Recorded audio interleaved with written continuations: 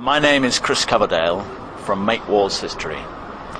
We're at the Royal Courts of Justice in the Strand, and we have just had a judicial review, or an application for a judicial review to the High Court, turned down by the judges. Now, what we were aiming to do was to appeal against the DPP's decision, that's the Director of Public Prosecution's decision, to drop the criminal proceedings against Tony Blair, Jack Straw, Jeff Hoon, Gordon Brown and other members of the British government for the crimes of genocide, crimes against humanity and other war crimes committed against the Iraqi and Afghan people.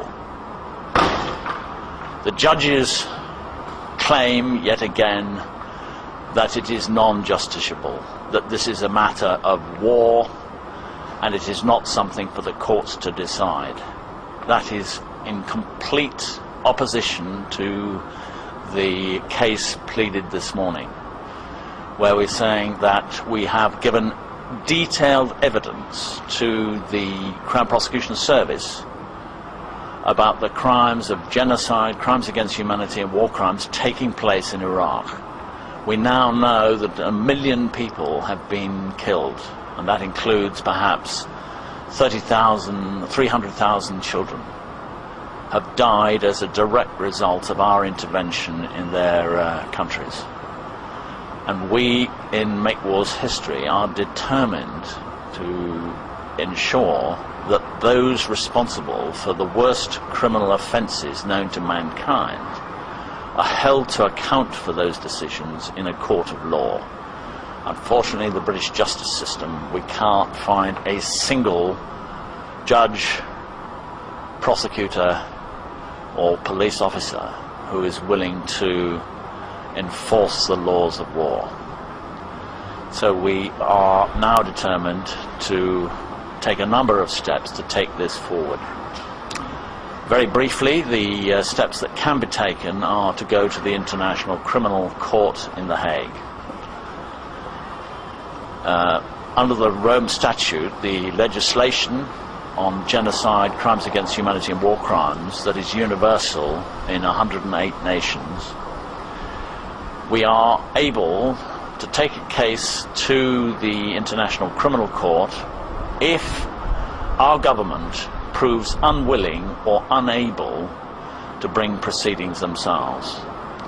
And because they have refused for 6 years to bring any case to court for any of the killings, arbitrary killings that are taking place, we now have enough evidence to go to the International Criminal Court and ask them to start a case to prosecute Blair, Brown and all the rest of our war criminal ministers for the crimes they've committed in Iraq and Afghanistan. There are 4 things that every individual can do to get involved in holding our government to account for its crimes. The first one is reporting the crimes to the police. In law, if someone commits a crime and you observe it, you have a duty to report that crime to the police. So anybody, anywhere, can download the evidence of genocide from our website and take it into their local police station, accusing their local MPs of taking part in genocide. Now, if you take that into the police, they have a duty to investigate the case, investigate the crimes and arrest any offenders they come up with. So they have a duty that you pass on to them the duty to arrest and prosecute our government ministers. Now, that's not quite as easy as it sounds because of the corruption in the police forces in this country. We have not yet found a single police officer, prosecutor or judge who is willing to enforce the laws of war. But with the help of the public around every possible avenue in Britain, we may be able to find somewhere a prosecutor, a police officer or a judge who is willing to move the case forward and to prosecute the crime of genocide. So that's the first thing everyone can get involved in, is reporting the crimes to the police. The second thing is refusing to pay tax. What we're encouraging is a lawful tax refusal, rebellion. Under the laws of war, it is a criminal offence for taxpayers to contribute to genocide, crimes against humanity and war crimes. And all the monies that you hand over to your government, which they use to kill innocent Iraqi men, women and children, is unlawful. And so by handing it over to the government, you are committing a crime of conduct ancillary to genocide. You are aiding and abetting the criminal offences of our government. Therefore, you have a legal duty to refuse to hand over tax.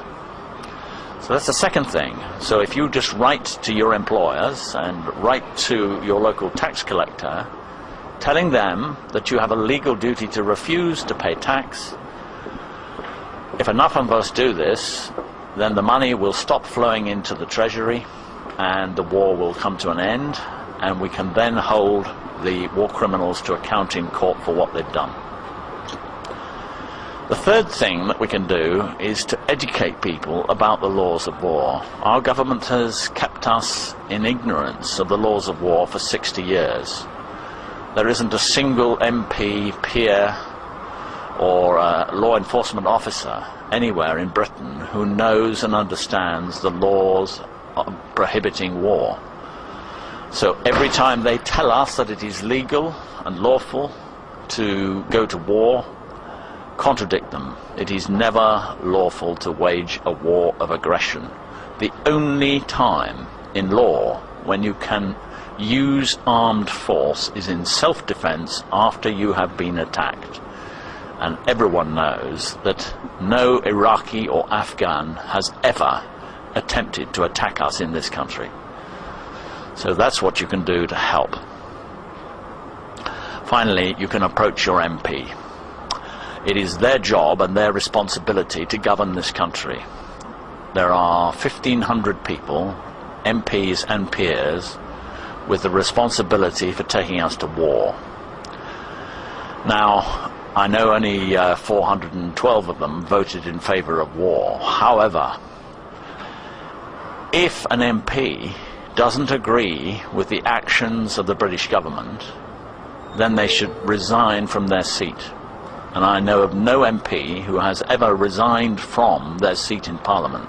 They're still taking the money from us to do the job of governing the country. And whilst they do that, they are responsible in law for the crimes of the British government.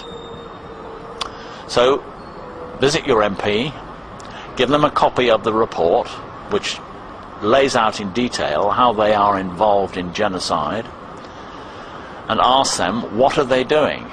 We wrote to every MP on March the 20th, and there's the details of that letter in this document.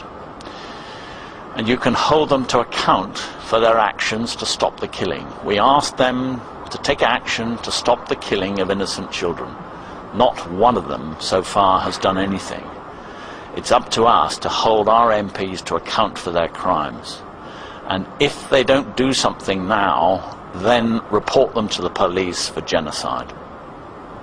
Okay, so that's briefly the 4 things that everybody can get involved in. They're very simple, straightforward actions, and if we together do it, we will stop the killing that's taking place.